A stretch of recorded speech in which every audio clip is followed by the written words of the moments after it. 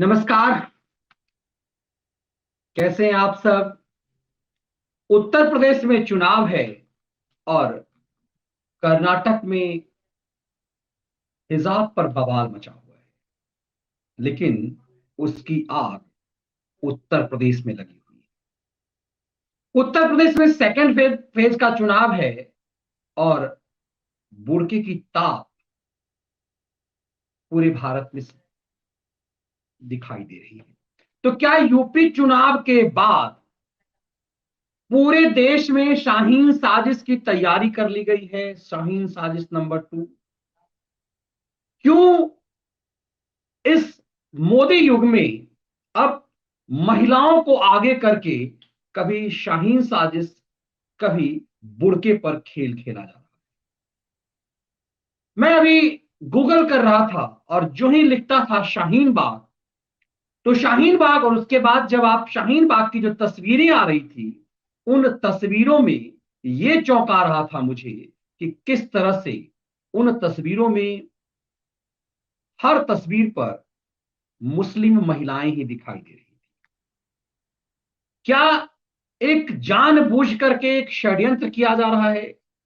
क्या शाहीन साजिश के बाद बुर्का विवाद स्क्रिप्टेड है कि महिलाओं को आगे करना है? क्योंकि महिलाओं को आगे करने से आप कई तरह के षड्यंत्र आसानी से कर पाते हैं। यह बुर्का मुद्दा क्यों पूरे देश में बवाल मचाया गया? शाहीन साजिश को यदि आपको याद होगा तो सामने महिलाओं को रख करके पूरी तरह से पीएफआई की फंडिंग से पूरा खेल हो रहा था। महिला सिर्फ प्रोटेस्ट करने में थी और बाकी साजिश में वो तमाम चीजें थी। पीएफआई का संगठन था, शरजील इमाम था,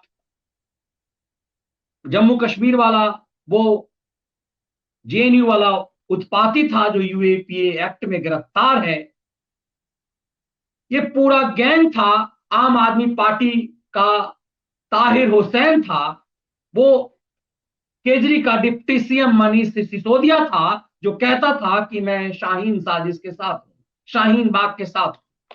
इन तमाम चीजों में आपको शाहीन बाग और इस ओडीपी के बुर्का कांड में आपको क्या समानता दिखता है?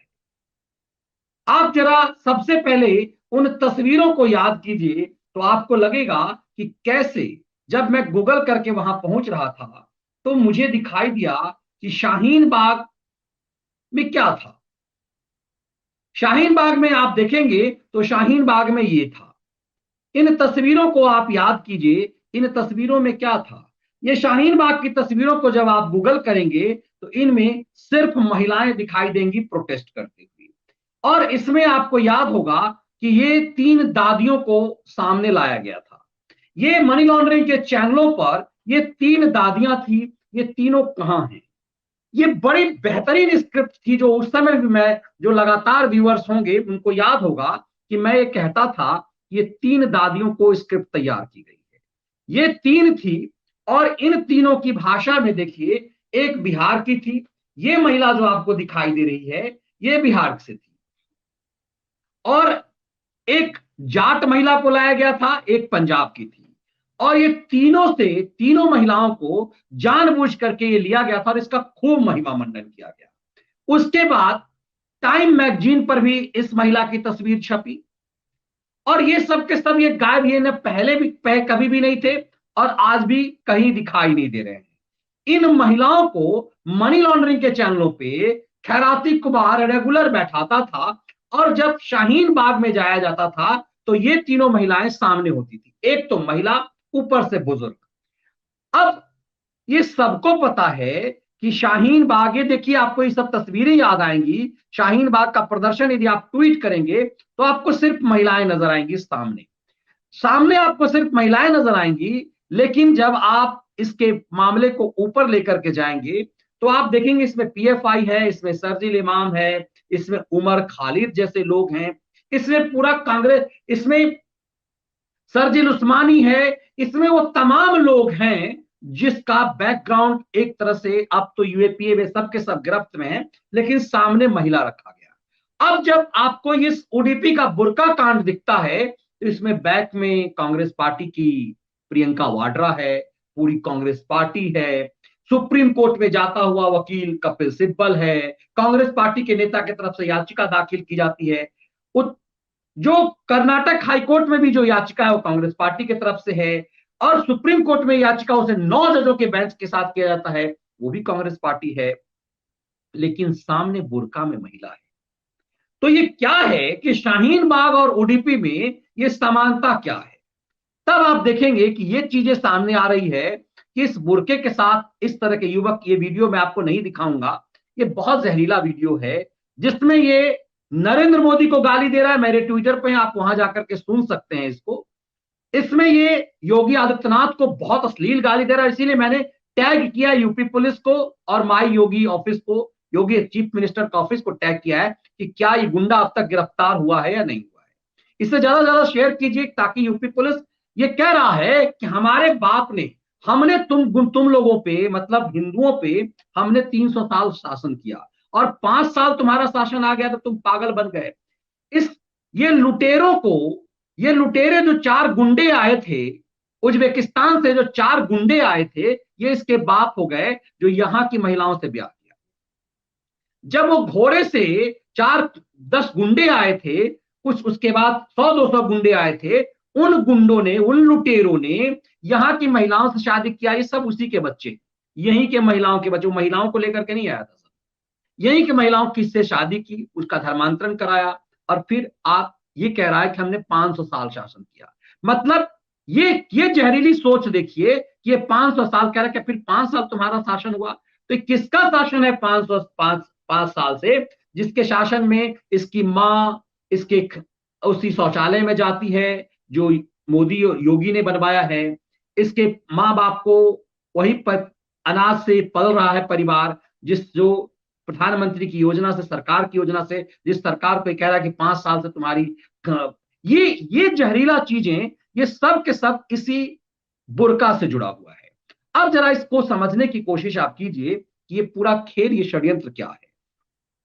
तब आपको लगेगा कि जो ओडीपी में एक महिला आती है और उस महिला को पूरे दुनिया भर में लाखों लाख इनाम मिलता है, कांग्रेस पार्टी उसे इनाम देती है और उसको इनाम कांग्रेस पार्टी की तरफ से मिलता है, राज्य सरकारों की तरफ से मिलता है, और पूरी दुनिया में उसका महिमा मंडल होता है।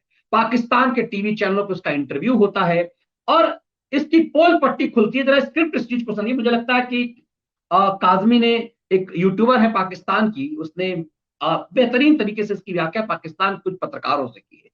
आप कुछ कल्पना कीजिए, एक महिला आती है, स्कूटी से आती है, स्कूटी पार्क करती है और 4-4 कैमरे उसको फॉलो करते हैं, 4-4 कैमरे उसको फॉलो करते हैं, और फिर उसको करीब 100-150 की भीड़ उसे खदेड़ती है और उसे कुछ नहीं करती है। ये जानना जरूरी है कि क्या ये सब कुछ यूं ही होता है। जरा इस तस्वीर को देखिए।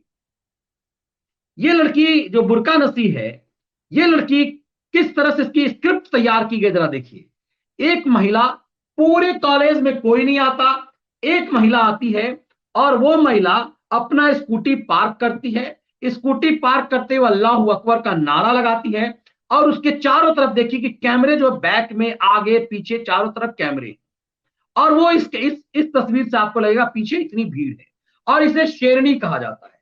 अब समझिए, ये शेरनी है तो पीछे लोग कौन है? यदि भीड़ है, जिस भीड़ ने हमेशा से, आज इसी भीड़ ने हजारीबाग में एक किशोर रुपेश पांडे की हत्या कर दी सरस्वती विसर्जन में, और पूरे देश में ये जो कई तरह के, अहमदाबाद में भी इस तरह की हुई है, जिस भीड़ को खैराती पांडे और गैंग ये कहता है कि ये भीड़ इस तरह की मॉब लिंचिंग होती है। मॉब लिंचिंग किया गया कांग्रेस शासित राज्य झारखंड में, झारखंड मुक्ति मोर्चा और कांग्रेस के शासित राज्यों में रुपेश पांडे की पूरी तरह से। खैराती पांडे जो है मनी लॉन्ड्रिंग के चैनल में, खुद पांडे है, ये जात पूछता है, लेकिन रुपेश पांडे के लिए दिल नहीं इसका पिघला।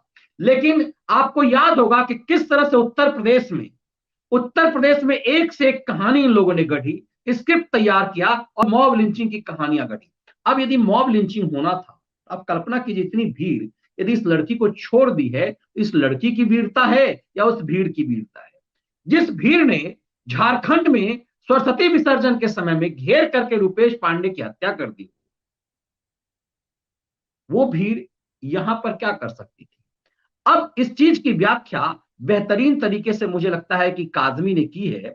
जरा सा काजमी का वीडियो थोड़ा सा यदि सुनेंगे में हुई होती और जय श्री राम के या ये किसी इस तरह का कोई नारा अगर किसी हिंदू लड़की ने लगा दिया होता तो क्या हमारे यहाँ के लोग उसको छोड़ देते? क्योंकि हमने देखा है, आसिया बीबी का केस भी देखा है और दूसरे ब्लास्फेमी लॉज के केसेस भी हमारे सामने हैं। तो जैसे हमने अभी देखा, इसमें कोई दूसरी लड़की नजर नहीं आ रही। कॉलेज में एक ही लड़की पढ़ती है क्या?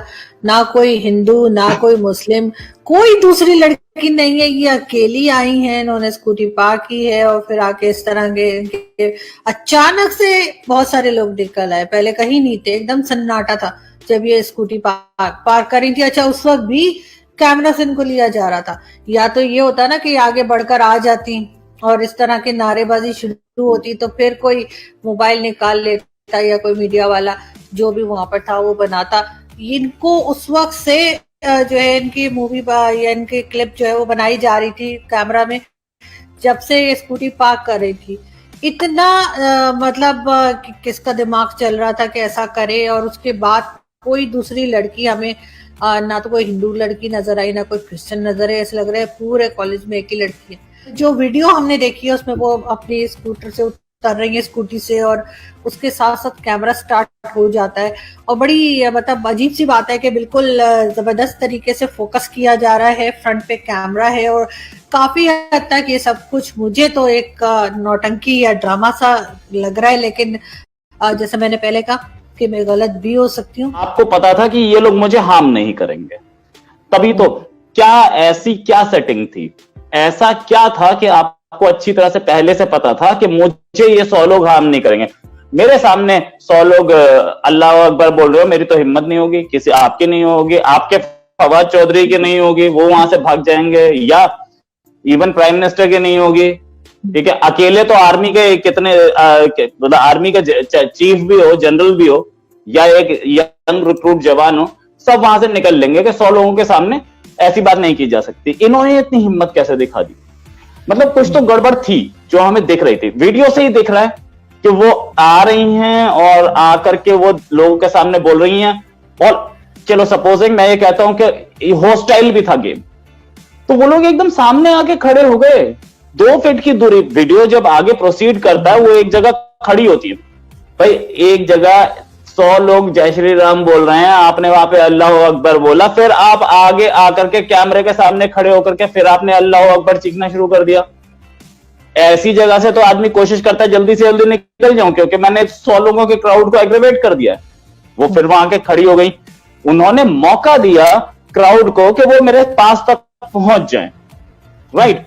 और क्राउड ने पास पहुंच के भी उनको कुछ नहीं बोला, एक हाथ भी नहीं लगाया गया। तो मुझे कहीं कुछ गड़बड़ तो दिख रही है इसमें, साफ है। अगर इसमें कोई गड़बड़ नहीं है, कोई मैल फंक्शन नहीं है, तो ये इंडिया की खूबी है, और या बोलिए हिंदुइज्म की खूबी है, जिसमें किसी को कुछ बोला नहीं गया, राइट? हिंदुत्व है ये। अब ये समझिए कि पहले तो मुझे ये पूरा का पूरा जो गेम है यही गड़बड़ दिख रहा है, साथ में ये भी दिख रहा है कि अगर ऐसा ही किसी मुस्लिम अगर ये उल्टा हुआ होता, कोई हिंदू होता, लड़का ही होता, और सामने अल्लाह अकबर बोलने वाले 100 आदमी होते, तो क्या होता? सियालकोट में क्या हुआ था? सियालकोट में ऐसा ही कुछ हुआ था ना। तो दो मतलब डिफरेंस बिल्कुल क्लियर है। उस लेडी को अगर हेरा फेरी नहीं है, अगर उस लेडी की कोई सेटिंग नहीं है, तो उस लेडी को यह पता था कि मैं सेफ हूं, मेरी फैमिली सेफ होगी इस पूरे गेम के बाद, तभी तो इंडिया में मुस्लिम्स कितने सेफ हैं बहुत क्लियर नहीं है। कि आप कुछ भी कीजिए और आपकी सेफ्टी सामने है, तो फिर क्यों बोला जाता है कि इंडिया में मुस्लिम सेफ नहीं है, राइट? और अगर सारे के लोग ये मानते हैं, अगर मुस्लिम्स ये मानते हैं कि ये स्टेज मैनेज ड्रामा था, तो मैं मान लेता हूं, ठीक है। अगर ये स्टेज मैनेज ड्रामा नहीं था, बिल्कुल सच था, लड़की शेरनी थी, तो ये भी तो बोले कि इंडिया में 100 लोगों के क्राउड ने एक लड़की को कुछ नहीं किया। अच्छा, इसमें लड़की का दोनों तरफ से फायदा है। एक तरफ अगर उस क्राउड ने इसको कुछ नहीं किया तो शेरनी है, और इस क्राउड ने उसे वहां पे मारा होता तो विक्टिम थी। तो दोनों तरफ से पब्लिसिटी तो मिली लड़की को।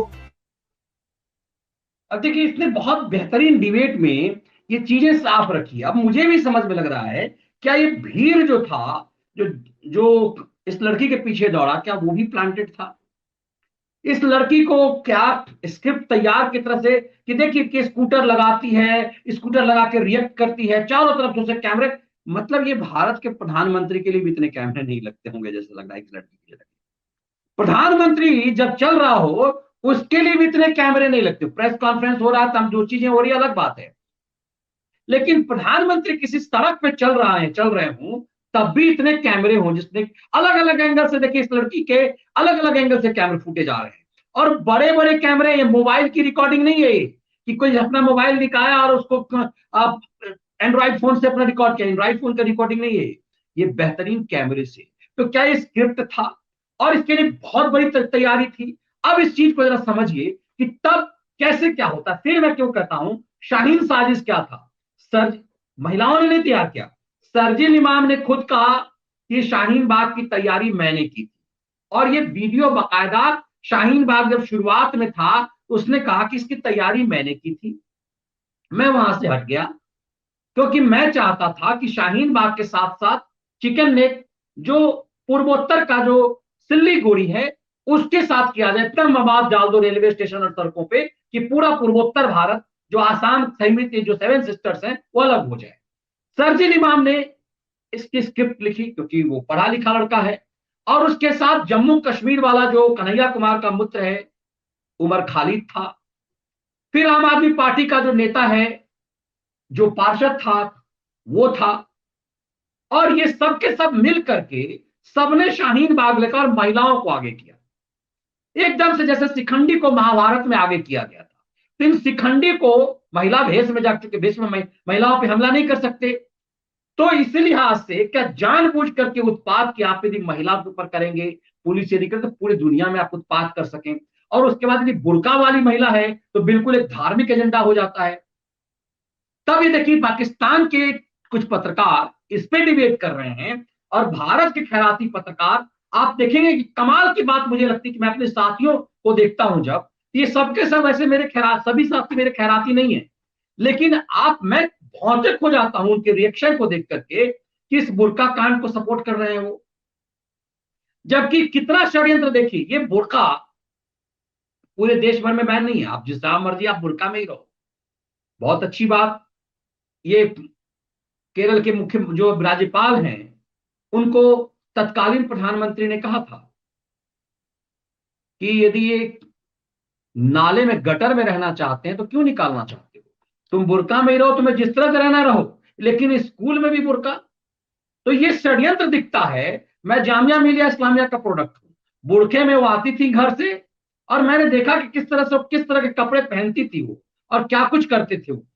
तो ये बुर्का, ये सब चीजें एकदम से लगता है इस्लामिक कट्टरता। और फिर देखिए कि कैसे स्कूल के माहौल को क्या किया जा रहा है और सड़कों पे क्या हो रहा है, इससे आपको लगेगा कैसे लोगों को मेरा सलाम। इस वक्त हम हिजाब के लिए यहाँ पर इकट्ठा हुए हैं, उन कर्नाटक की बहनों को सपोर्ट करने के लिए जो इस वक्त हिजाब की लड़ाई लड़ रही हैं, और हम सारी तमामी हिजाब वाली बहनें आज एक वक्त यहाँ पर एकजुट हुए हैं और ये बताने के लिए एकजुट हुए हैं कि अगर हमारी शरीयत में मुदाखलत की जाएगी तो कसम खुदा की एक ऐसा प्रोटेस्ट होगा पूरे हिंदुस्तान में और हिंदुस्तान के बाहर कि ये दुनिया देखेगी, जिसकी गूंज दूर दूर तक जाएगी।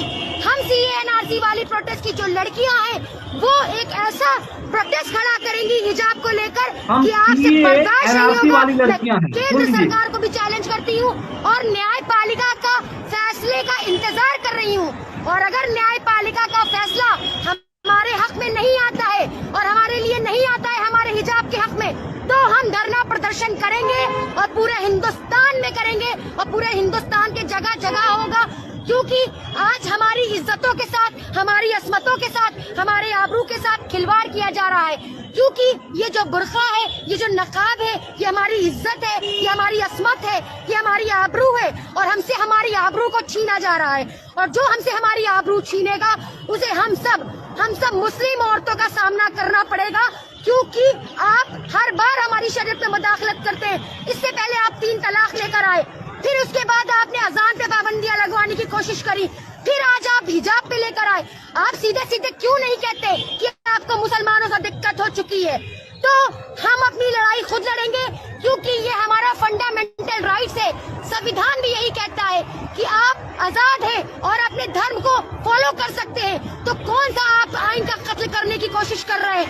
आप आइन के कातिल हैं, आप संविधान के कातिल हैं, आप कॉन्स्टिट्यूशनल के कातिल हैं। तो मैं ये यहाँ से सैयद उज़्मा परवीन उर्फ झांसी की रानी ये चैलेंज करती हूँ केंद्र सरकार को कि अगर फैसला हमारे हक में नहीं हुआ तो एक गूंज उठेगी, और वो गूंज की जो कान तक आपके जाएगी, जिसे आप बर्दाश्त नहीं कर पाएंगे। और हम वो शेरनियां हैं, वो शहजादियां हैं जो मुकाबला करेंगी डट के। जिन्होंने CNRC में मुकाबला किया था, आज वो अपने हिजाब के लिए भी मुकाबला करेंगी।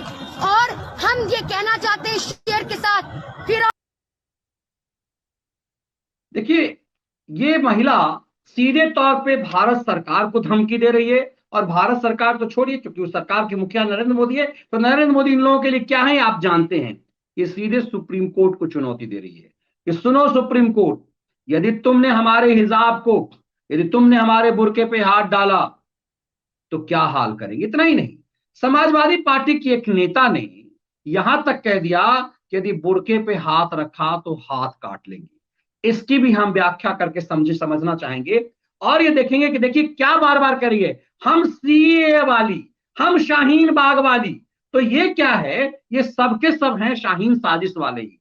तब आप देखेंगे कि कितना बड़ा षड्यंत्र है कि शाहीन साजिश के बाद ये बुर्का वाला। और ये टाइमिंग देखिए, उत्तर प्रदेश का चुनाव, इन्हें पता है कि उत्तर प्रदेश के चुनाव में शाहीन साजिश से चुनाव ये जीतेंगे नहीं, और इसीलिए इनको पता है, ये दरअसल ये प्लानिंग हो रही है कि यूपी चुनाव के बाद देश भर में आग लगाने की साजिश। इन्हें पता है कि यदि ये उत्तर प्रदेश में, यदि ये UDP का काम करते, यदि बुर्का पर उत्तर प्रदेश में हंगामा करते, तो ये चलता नहीं, योगी राज में होने नहीं देगा, और योगी इनको गुंडाई करने नहीं देंगे। तो इसीलिए ये UDP में शुरू हुआ है, और ये धमकी दे रही कि हम पूरे देश में करेंगे यदि अदालत ने हमें कहा। अब जरा देखिए कि क्यों ये हो रहा है। अब जरा सा इस आदमी की बयान को अगर वो ये फैसला करती है कि अब्बा अम्मी मैं हिजाब पहनूंगी, तो अब्बा अम्मी पहने बोलेंगे बेटा पहन, तुझे कौन रोकता, हम देखेंगे इंशाअल्लाह। हिजाब निकाब पहनेंगे, कॉलेज को जाएंगे, डॉक्टर भी बनेंगे, कलेक्टर भी बनेंगे, SDM भी बनेंगे, बिजनेसमैन भी बनेंगे।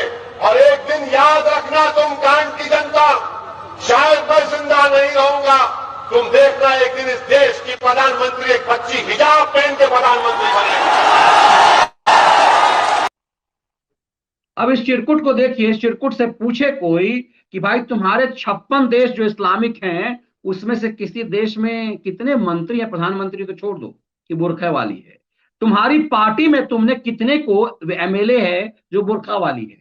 ये बदमाशी दिखाई। और बहुत अच्छी बात जो है, असल बात तो ये है कि सच ये है कि अब जिस ओवैसी के लिए कहा जाता है कि एक बीजेपी की बी टीम है, ये बेहतर लगता है कि ये प्रवोक करता है, ये प्रवोक करता है कांग्रेस के पक्ष में, क्योंकि इसे पता है कि एक माहौल बनाना है और वोट इसे नहीं देना है, वोट कांग्रेस को या सपा को देना है उस जगह पे जहां लोग काम कर रहे हैं।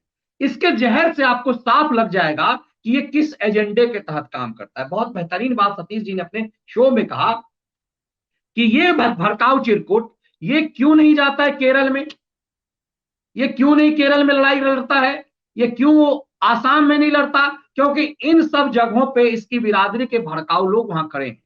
अब उत्तर प्रदेश का चुनाव होना है, ये बहुत बड़ी चुनौती है। हर हाल में योगी को रोका जाए इसके लिए चुनौती है। इसीलिए पूरी तरह से पूरे जिहादी गैंग को एक किया जाए और उन्हें एक करके प्रवोक करके एक जगह वोट डालवाया जाए। ये पूरी एजेंडा इसी बात को लेकर के। तभी देखिए क्या कह रहा है, इसे इस बात से मतलब नहीं है कि अखिलेश मुख्यमंत्री बने या कौन बने, योगी को बनने नहीं देना है।